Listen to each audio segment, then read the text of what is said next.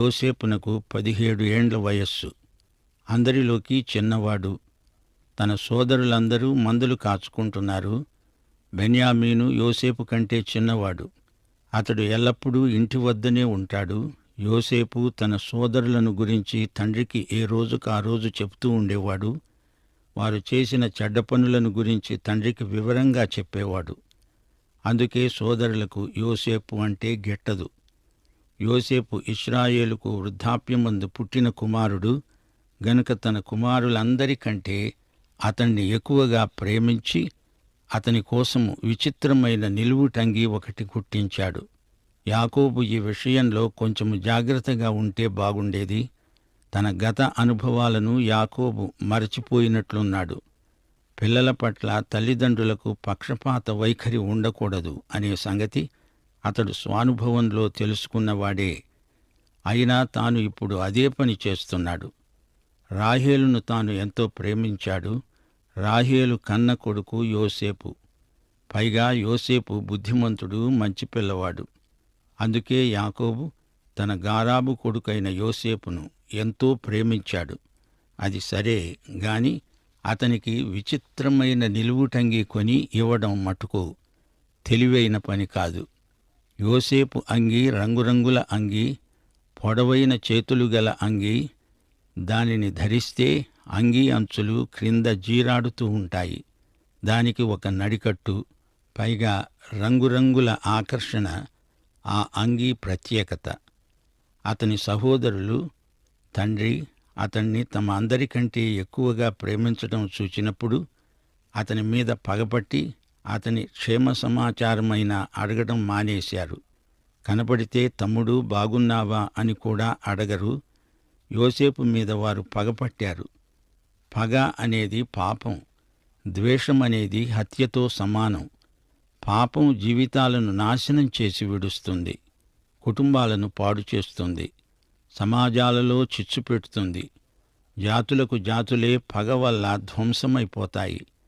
యోసేపును సోదరులు ద్వేషించారు. దీనికి యాకోబే కారణం. పిల్లల పట్ల అంతటి పక్షపాత వైఖరి ఉండకూడదు. అయితే సోదరీ సోదరులారా, మనము దేవుని కుటుంబానికి చెందిన వారము. దేవుడు మనల్ని తన జ్యేష్ఠ కుమారుడైన యేసుక్రీస్తుతో సమానంగా ప్రేమిస్తున్నాడు. దేవునికి గారాబు బిడ్డలంటూ ఎవరూ ఉండరు. దేవుడు పక్షపాతి కాడు. దేవునికి స్తోత్రం. 6వ వచనం.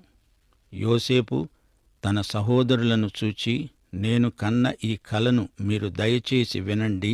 అదేమనగా, మనము చేనిలో పనలు కట్టుతూ ఉన్నామట.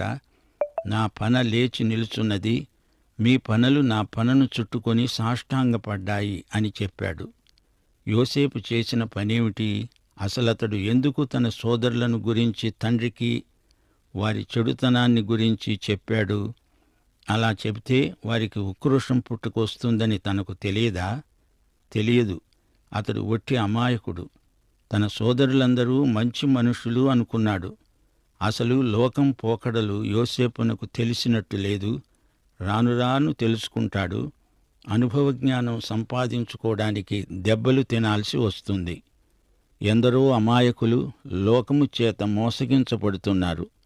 మోసపోవడము తప్పు కాదు, మోసగించడము తప్పు. యోసేపు మొదటి నుండి అపాయంలోనే ఉన్నాడు. ఉపాయము తెలియనివాడు.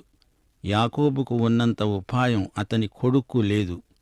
యాకోబు రాహేలును ఎంతో ప్రేమించాడు. మొదటిసారి ఆమెను చూచి చూడడంతోనే ఆమె మీద వల్లమాలిన ప్రేమ కలిగింది. ఆమె కోసం 14 సంవత్సరాలు కష్టించి పనిచేశాడు. ఎంతో కాలానికి ఆమె కన్న కొడుకు యోసేపు. ఈ కొడుకును చూచుకొని యాకోబు ఎంతో మురిసిపోయాడు. గాని అప్పుడు రాహేలు లేదు, ఆమె చనిపోయింది. గనుక తన గారాబు కొడుకైన యోసేపు మీద రెట్టింపు ప్రేమ కలిగింది. అయినా ఈ ఒక్క కొడుకు మీదనే ఎందుకంత ప్రేమ? ఇంకా కొడుకులు లేరా? వారిని కూడా సమానంగా ప్రేమించాలి గదా. యాకోబు అలా చేయలేదు. అందుకే యోసేపునకు తన సోదరుల మధ్య అనేక అగచాట్లు కలిగాయి. తండ్రి కాపుదల యోసేపునకు పరోక్షంగా ఉపకరించింది. తన కల అంతా వారికి ఉన్నది ఉన్నట్లు చెప్పాడు. అందుకు అతని సోదరులు అసూయచేత మండిపడ్డారు. ఏమిటేమిటి, నిశ్చయంగా మమ్ములను ఏలుతావా? మా మీద నీవు అధికారివవుతావా? అంటూ అతని కలలను బట్టి, అతని మాటలను బట్టి అతని మీద మరింత పగపట్టారు. చూడండి, యోసేపు సహోదరులు ఎలా మాట్లాడుతున్నారో. వారి మాటల్లో వ్యంగ్యం ధ్వనిస్తోంది.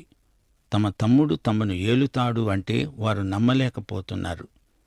ఈ కల వచ్చినందుకు అతణ్ణి ద్వేషిస్తున్నారు, అతని మీద పగపట్టారు. అయినా యోసేపునకు కలలు రావటం మానలేదు. మరొక కల వచ్చింది. తన సహోదరులకు ఈ కలను కూడా తెలియచేస్తున్నాడు. ఇదిగో, నేను మరో కల కన్నాను. అందులో సూర్యచంద్రులు 11 నక్షత్రాలు నాకు సాష్టాంగపడ్డాయి అని అదే సంగతి తన తండ్రికి సహోదరులకు చెప్పేశాడు. అతని తండ్రి అతన్ని గద్దిస్తూ అన్నాడు, నీవు కన్న ఈ కల ఏమిటి? నేను, నీ తల్లి, నీ సహోదరులు నిశ్చయంగా వచ్చి నీకు సాష్టాంగపడతామా? ఈ విధంగా యోసేపు మాట్లాడుతుంటే అతని సహోదరులు అతని యందు అసూయపడ్డారు. తండ్రికి కోపం వచ్చింది. సహోదరులు మశ్చరపడ్డారు. యోసేపు తండ్రి అతని మాటలు జ్ఞాపకముంచుకున్నాడు. యోసేపు సోదరులు అతని కలభావాన్ని గ్రహించారు. యోసేపు చెప్పుతున్నది ఏమిటో వారికి బోధపడింది. ప్రకటన గ్రంథం 12వ అధ్యాయం 1వ వచనంలో ఇదే దృశ్యం కనపడుతుంది. పరలోకమందు ఒక గొప్ప సూచన కనపడింది. అదేమనగా, సూర్యుణ్ణి ధరించుకున్న ఒక స్త్రీ. ఆమె పాదాల కింద చంద్రుడు, శిరస్సు మీద 12 నక్షత్రాల కిరీటము ఉన్నది. ఈ దర్శనానికి అర్థమేమిటి? అది ఇశ్రాయేలు జాతిని సూచిస్తున్నది. అనగా ఇశ్రాయేలు 12 కుమారులు తామే. తమ తమ్ముడే తమ అందరిపైన ఏలి కావటము వారికి మింగుడు పడని మాత్ర. ఇశ్రాయేలు జాతికి ఇదే ఆరంభం. ఆదికాండం గ్రంథంలో ఇశ్రాయేలు జాతి ఒక మొగ్గ. రాను రాను అది వికసిస్తుంది, పుష్పమవుతుంది, ఫలమవుతుంది. అప్పటికి మనము ప్రకటన గ్రంథానికి వస్తాము. అది క్రమేణా జరగవలసిన చరిత్ర. ఈ విషయంలో ఊహపోహలు పనికిరావు. ఉన్నది ఉన్నట్లు చూడడమే మనకు శ్రేయస్కరం. స్పష్టంగా కనపడేదానికి వ్యాఖ్యానం చేయవలసిన పని లేదు. యాకోబుకు ఇది బాగా తెలుసు. కొడుకు మీద కోప్పడుతున్నాడు. అయినా కల వచ్చింది. దానికి యోసేపు బాధ్యుడు కాడు. అది దేవుడిచ్చిన దర్శనం. అందుకే యోసేపు మరేమీ మాట్లాడకుండా ఇది నా కల అన్నాడు. అతని సహోదరులు దానిని పూర్తిగా కొట్టిపారేశారు. దాన్ని అంతగా పట్టించుకోలేదు. అది నెరవేరబోతుంది అని వారు నమ్మలేదు. ఈ యోసేపునకు మేము ఎన్నటికీ తల ఒగ్గేది లేదు అనుకున్నారు. యాకోబు ఈ మాటలను జ్ఞాపకముంచుకొని గమనిస్తున్నాడు. అతని సహోదరులు షెకెములో తమ తండ్రి మందను మేపడానికి వెళ్ళారు. అప్పుడు ఇశ్రాయేలు యోసేపును చూచి అన్నాడు, నీ సహోదరులు షెకెములో మంద మేపుతున్నారు. నిన్ను వారి వద్దకు పంపుతాను, రా. సరే, మంచిది అన్నాడు యోసేపు. ఈ సందర్భంలో మనం ఒకటి గ్రహించాలి. యాకోబు అతని కుటుంబము హెబ్రోను పరిసరాలలో ఉంటున్నారు. ఈ ప్రాంతము యెరూషలేముకు 30 కిలోమీటర్ల దూరంలో ఉంది. ఉత్తరాన షెకెము కూడా అంతే దూరం. యాకోబు కుమారులు తమ మందలను మేపుకుంటూ 30 కిలోమీటర్ల దూరాన ఎక్కడో తిరుగుతున్నారు. వారి దగ్గరికి వెళ్ళమంటే తండ్రి మాటకు ఎదురు చెప్పకుండా సరే వెళుతాను అన్నాడు. యోసేపు తన తండ్రికి ఎంతో విధేయుడు. యాకోబు అన్నాడు, నీవు వెళ్ళి నీ సహోదరుల క్షేమమును మంద క్షేమమును తెలుసుకొని నాకు వర్తమానము తేవాలి. యాకోబు హెబ్రోను లోయలో నుండి అతణ్ణి పంపాడు. అతడు షెకెముకు వచ్చాడు. యోసేపు హెబ్రోను నుండి షెకెముకు ప్రయాణం చేశాడు. తన సహోదరుల కోసము వెతుకుతున్నాడు. దారి సరిగా ఉండదు. అడ్డుతోవలు ఎన్నెన్నో ఉన్నాయి. తన సహోదరులు ఎక్కడ ఉన్నారో కనుక్కోవడం కష్టమైపోయింది. అతడు పొలములో అటూ ఇటూ తిరుగుతూ ఉంటే ఒక మనుష్యుడు అతణ్ణి చూచి, నీవేమి వెతుకుతున్నావు అని అడిగాడు. అతడన్నాడు, నేను నా సహోదరుల కోసం వెతుకుతున్నాను. వారు ఎక్కడ మందను మేపుతున్నారో దయచేసి నాకు చెప్తావా? అందుకు ఆ మనుష్యుడన్నాడు, వారు ఇక్కడి నుండి ముందుకు సాగి వెళ్ళారు. దోతానుకు వెళుదాము రండి అని వారు చెప్పుకుంటూ ఉంటే విన్నాను. అప్పుడు యోసేపు తన సహోదరుల కోసము వెళ్ళి దోతానులో వారిని కనుగొన్నాడు. దోతాను ఉత్తర షెకెము ప్రాంతాలలో ఉన్నది. ఎస్గ్రేలన్ లోయ దగ్గర ఉంది.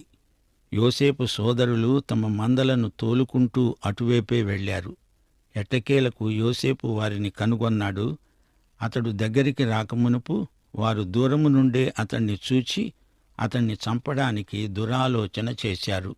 వారు ఒకరితో ఒకరు మాట్లాడుకుంటూ అనుకున్నారు, ఇడుగో, ఈ కలలు గనేవాడు వస్తున్నాడు.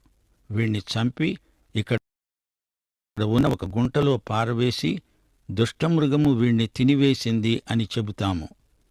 అప్పుడు వీడి కలలు ఏమవుతాయో చూతాము రండి. ఈ మాటల్లో మనకు ఏమి అర్థమవుతోంది? వారు యోసేపును ద్వేషించారు. వారిప్పుడు ఇంటి నుండి 150 కిలోమీటర్ల దూరంలో ఉన్నారు. వారిలో వారు కూడబలుక్కున్నారు. వీణ్ణి చంపుదాము, వీడి కలలు కల్లలైపోతాయి. ఏవేవో కలలు తెచ్చి మనకు చెప్పకుండా వీడికి తగిన శాస్తి చేతాం. సోదరీ సోదరులారా, ఈ కథను ఇక్కడ ఆపుదాము. యోసేపు జీవితానికి యేసు ప్రభువుకు ఉన్న పోలికలు కొన్ని మీ దృష్టికి తేగోరుతాము. వీటిని మీరు ఎన్నడూ మరిచిపోకండి. 1. యోసేపు పుట్టుక ప్రార్థనకు జవాబు. గొడ్రాలు కన్నది. అలాగే యేసు ప్రభువు కన్యకకు జన్మించాడు. అద్భుతమైన పుట్టుక. 2. యోసేపు తండ్రి ఎంతో ప్రేమించాడు. అలాగే దేవుడు తన కుమారుడైన యేసుక్రీస్తును ఎంతగానో ప్రేమించి, ఇడుగో నా ప్రియకుమారుడు, ఈయన యందు నేను ఆనందిస్తున్నాను అన్నాడు. 3. యోసేపునకు రంగురంగుల అంగీ ఉన్నది. దానిని బట్టి అతడు మిగతా వారి నుండి ప్రత్యేకించబడ్డాడు. అలాగే యేసుక్రీస్తు కూడా పాపుల నుండి ప్రత్యేకింపబడిన దేవనరుడు. 4. యోసేపు తన కలభావము చెబుతూ తాను సోదరులందరిపైన ఉండి పరిపాలిస్తాను అన్నాడు. అలాగే యేసుక్రీస్తు తాను మెస్సీయాను అని చెప్పినప్పుడు అందరూ ఆయనను ఎగతాళి చేశారు. అలాగే యోసేపు మాటలకు సోదరులు వేళాకోళం చేశారు.